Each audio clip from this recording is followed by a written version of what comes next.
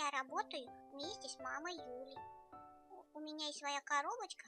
Вот она. Я в ней сплю, когда мама Юля печатает на компьютере.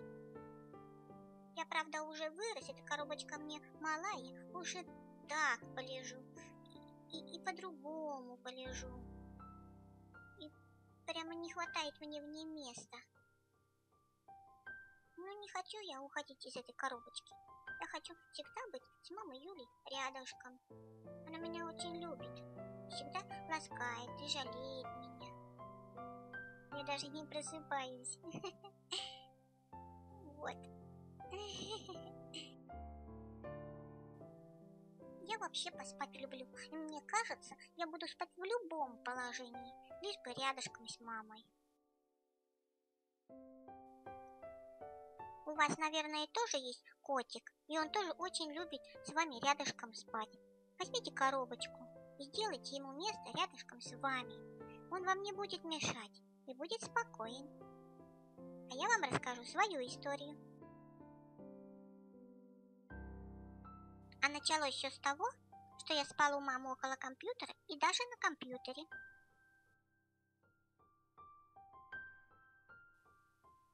Желтенький малыш, не надо сидеть у мамы на клавиатуре. А почему? Я тебе мешаю, да? Я тогда полежу. Вот так вот.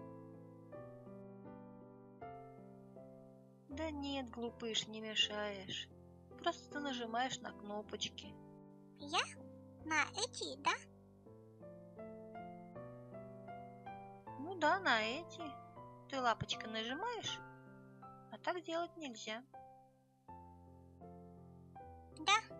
Ну, я вот так вот я полежу аккуратненько вот здесь, потихонечку.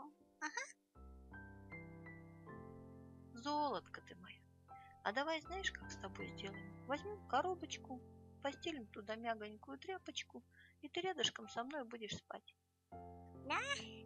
Хорошо. Я хочу быть рядом с тобой. Ну, конечно.